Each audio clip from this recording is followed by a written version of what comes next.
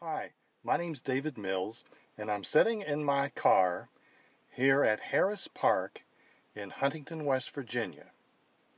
And I am about, 100 yards from the banks of the Ohio River. And it's raining a little bit outside.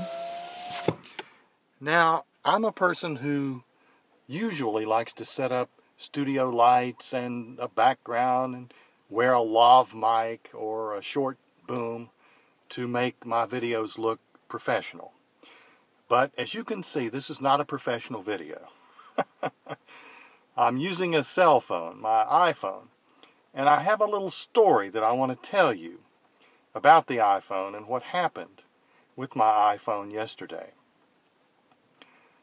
I use my iPhone very frequently in conjunction with Apple TV, where you can go to a website on your iPhone and stream the video to your television. So the result is that you go from a 2-inch display on the iPhone to a 55-inch display on your television. So that's quite a difference. And I love it so much that I do it very, very frequently. The bad part is that makes the phone heat up big time, particularly if you charge the phone while you're streaming the video, which you often have to do because streaming the video drains the battery. It's thundering outside.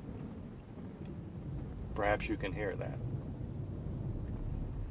What happened to me, beginning day before yesterday, was that my iPhone suddenly stopped working on Wi-Fi.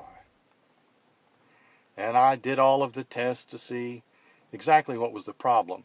And it was a hardware problem within the iPhone itself, since all of my other devices worked on the Wi-Fi perfectly well.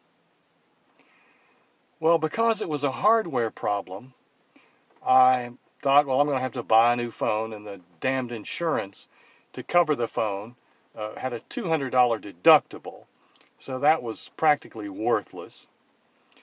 So I got online to see, is there any way I can fix this? I'm not particularly technical minded as far as hardware goes, but is there any way I could fix this? And I read the most bizarre fixes that people had posted. One of the most bizarre was to take the iPhone and heat it up with a hairdryer. That's right, take an electronic device and heat it up. Now, heat is the enemy of all electronic devices. And in fact, as I just said, heat is what caused the problem to begin with. But the articles went on to say that the heat, which had melted the tiny, tiny solder connection between the Wi-Fi chip and the board, that could be reheated and very likely would make another connection and fix the problem. Well, that sounded ridiculous to me, but the phone was useless to me without the Wi-Fi, pretty much. So I thought I have everything to gain and nothing to lose. But I didn't have a hairdryer. Well, I wasn't going to go out and buy a hairdryer just for that.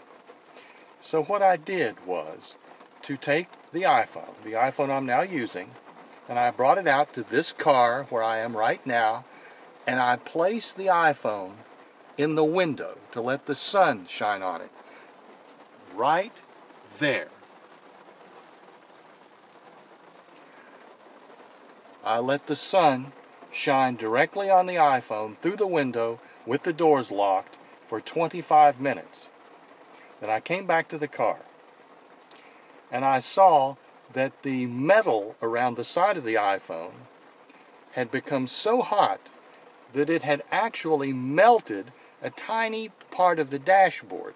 Have you ever seen when plastic gets really hot, it kind of strings out, it looks almost like a hair fiber.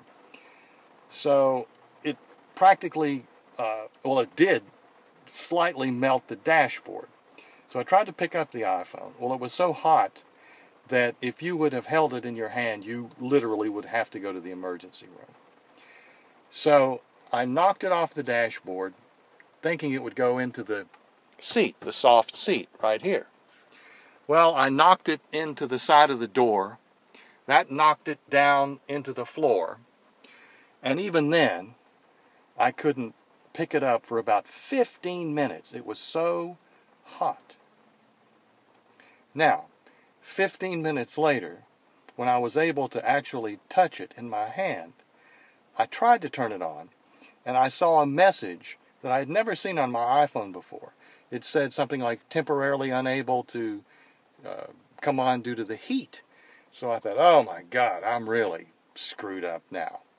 But as I said, I had everything to gain and nothing to lose, so I wasn't particularly upset about it.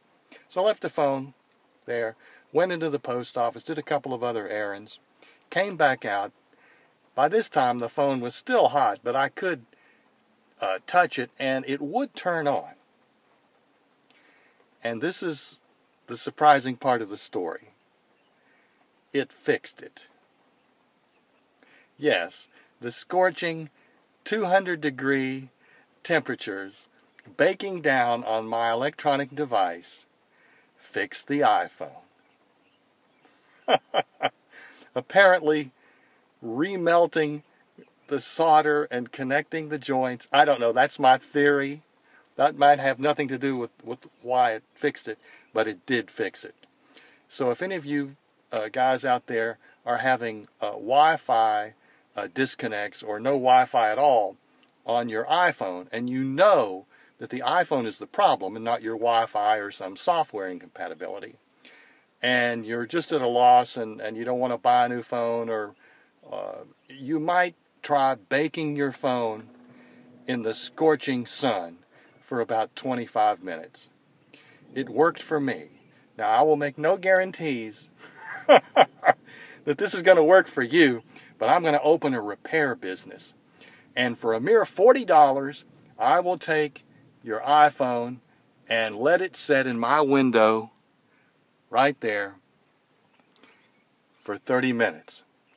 I'm going to call it Fried Circuit Repair Service. So anyway, I just wanted to tell you my little story. But my phone works perfectly, and it didn't cost me the damn $200 deductible for the insurance, and I didn't have to get a new phone. So I'm happy, and I just wanted to share the good news. So I think I'm going to go out and play in the rain or jump in the river.